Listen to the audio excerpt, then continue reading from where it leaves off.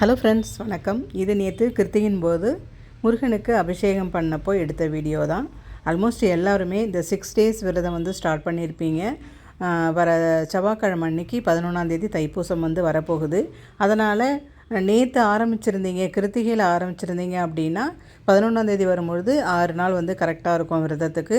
சரி, அதையும் நீங்கள் தவற விட்டுட்டீங்க அப்படின்னா சண்டே ஸ்டார்ட் பண்ணிங்கன்னா 3 நாள் விரதம் இருக்கலாம். இல்லை அதுவும் வேண்டாம், தைப்பூசத்துக்கு 1 நாள் மட்டும் நான் விரதம் இருக்கிறேன் அப்படின்னா கரெக்டாக நீங்கள் தைப்பூசத்து அன்னைக்கு காலையில் எந்திரிச்சு வீடு வாசல்லாம் முதல் நாளே நம்ம க்ளீன் பண்ணிவிடுவோம். காலையில் எந்திரிச்சு பால் பழம் வச்சு முருகனுக்கு விளக்கேற்றிட்டு ஸ்டார்ட் பண்ணிவிடுங்க. அன்றைக்கி முழுக்க எதுவும் சாப்பிட வேண்டாம். விரதம் அப்படின்னாலே சாப்பிடாமல் இருந்து விரதம் இருக்கிறது தான். ஆனால் அவங்களோட உடல்நிலை பொறுத்து தான் இருக்குது. சாப்பிடாமல் இருந்து தான் சாமி கும்பிடணும் அப்படின்னு கிடையாது. உங்களுக்கு எப்படி உடம்பு ஒத்துக்குதோ காலையில் ஒரு வேளை சாப்பிடாமல் இருந்து 2 வேளை சாப்பிட்லாம்.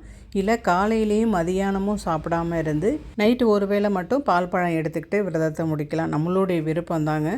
எப்படி வேணாலும் விரதம் இருக்கலாம்.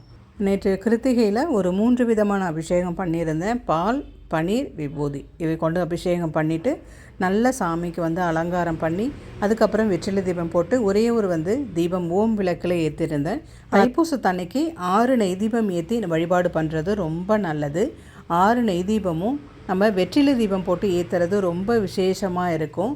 அன்னைக்கு பார்த்திங்க அப்படின்னா நமக்கு எப்படி சஷ்டி விரதம் நம்ம கடைப்பிடிப்போம் இல்லையா, 6 நாள் சஷ்டி விரதம் எப்படி இருக்கமோ அதே மாதிரி மகத்துவம் வாய்ந்தது இந்த தைப்பூச விரதம். அதனால் எப்படி நம்ம சஷ்டி விரதம் இருக்கமோ அதே மாதிரி அந்த தைப்பூச அன்னைக்கு நீங்கள் விரதம் இருந்து வழிபாடு பண்ணுங்கள். முருகனுடைய பாடல்களை படிங்க. கண்டிப்பாக கந்த சஷ்டி கவசம் படிங்க. திருப்புகழில் நிறைய பாடல்கள் படிக்க முடியலன்னா கூட ஒரு சில பாடல்கள் படிங்க. அவனிதனினை பாடல் ரொம்ப அருமையாக இருக்கும்.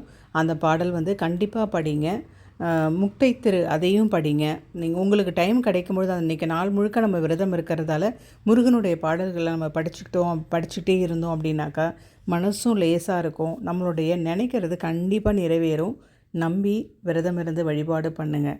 தைப்பூசத்தன்னைக்கு ஒரு 6 விதமான அபிஷேகம் செஞ்சு வழிபாடு பண்ண போகிறேன். இன்றைக்கி பார்த்தீங்க அப்படின்னா கிருத்திகையில் நேற்று வியாழக்கிழமையோடு சேர்ந்து வந்ததால் எப்பொழுதும் குபேர பூஜை செய்வேன். அதையும் சேர்ந்து குபேர பூஜையும் செஞ்சாச்சு. உண்மையாலுமே குபேர பூஜையும் இந்த முருகனுக்கு கிருத்திகையும் சேர்ந்து வந்ததில் ரொம்ப சந்தோஷம். நம்மளால் முடிஞ்ச எளிய முறையில் பூஜை பண்ணி நம்ம மனசுக்கு நிறைவாக வழிபாடு பண்ணுறது நமக்கு சந்தோஷமாகவும் நிறைவாகவும் இருக்கும். நம்ம சாமி கும்பிட்றதே நம்ம சந்தோஷமாக இருக்கணும், நிம்மதியாக இருக்கணும் அப்படின்றதுக்காக தான். அதனால் நமக்கு தெரிஞ்ச முறையில் நம்ம சாமி கும்பிட்டு நிம்மதியாக இருக்கலாம். இந்த வீடியோ உங்களுக்கு பிடிச்சிருந்துச்சுன்னா நம்ம சேனலை சப்ஸ்கிரைப் பண்ணி சப்போர்ட் பண்ணுங்கள். மீண்டும் ஒரு அடுத்த வீடியோவில் சந்திக்கலாம். அது வரைக்கும் இட்ஸ் சும்மா செல்வா. தேங்க்யூ.